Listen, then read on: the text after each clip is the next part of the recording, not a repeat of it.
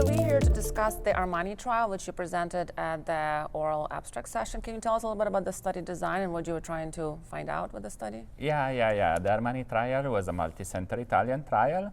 The study was conducted across 31 Italian centers.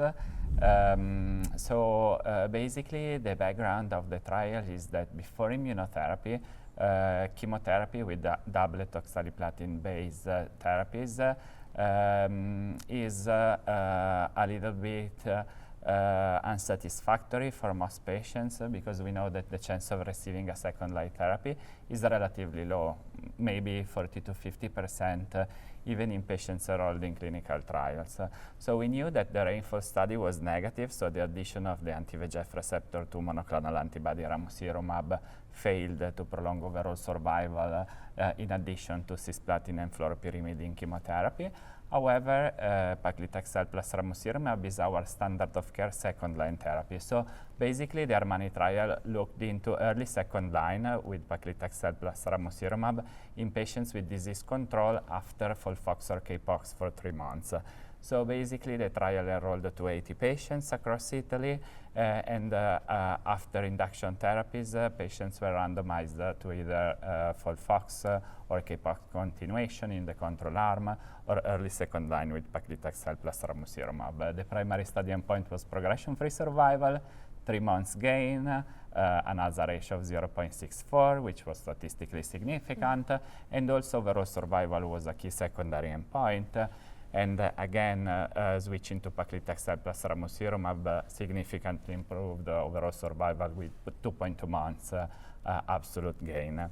Flip side is that switch maintenance with Paclitaxel plus Ramucirumab was associated with higher grade 3 or more treatment-related adverse events, but the safety profile of this combination is well known, so no new expected safety signals were observed.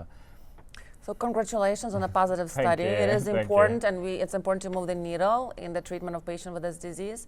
And in your own practice, are you planning to adopt this strategy in all patients, or are there some patients in whom you will prefer to continue on first-line therapy? Well, when the study was first designed, chemotherapy was the standard of care in this disease. Now we know that based on the molecular profile for patients with IPDL1 expression in Europe, immunotherapy is approved in combination with chemotherapy, and in several countries, chemoimmunotherapy in the first line is approved in all comers.